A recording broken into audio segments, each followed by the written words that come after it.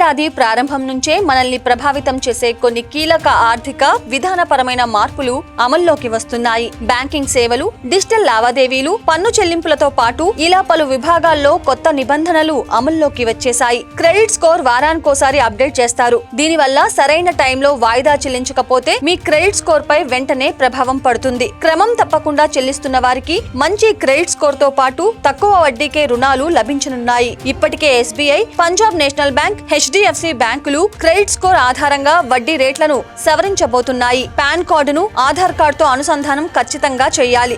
ఇది పూర్తవకపోతే మీ ఆర్థిక ఖాతాలు నిలిపివేయడమే కాకుండా ప్రభుత్వ పథకాల ప్రయోజనం పొందటానికి ఇక నుంచి అవకాశం ఉండదు.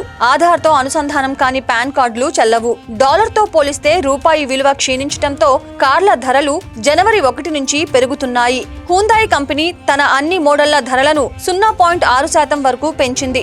Renault India 2%, MG motor 2%, Mercedes Benz 2%, Nissan 3%, BMW 3% వరకు ధరలు పెంచాయి. టాటా మోటార్స్, హోండా, BYD కూడా ధరలను పెంచబోతున్నట్లుగా ప్రకటించాయి.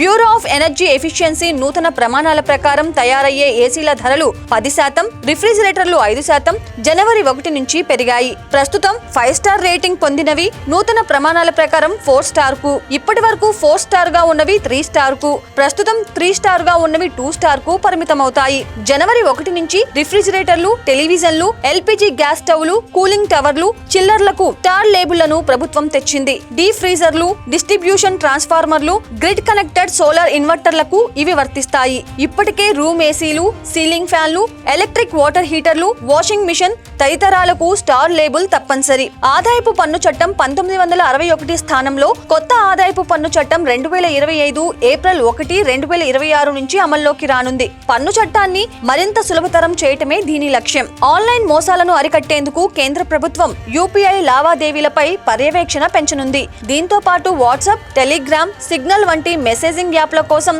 సిమ్ వెరిఫికేషన్ నిబంధనలను కఠినతరం చేసింది.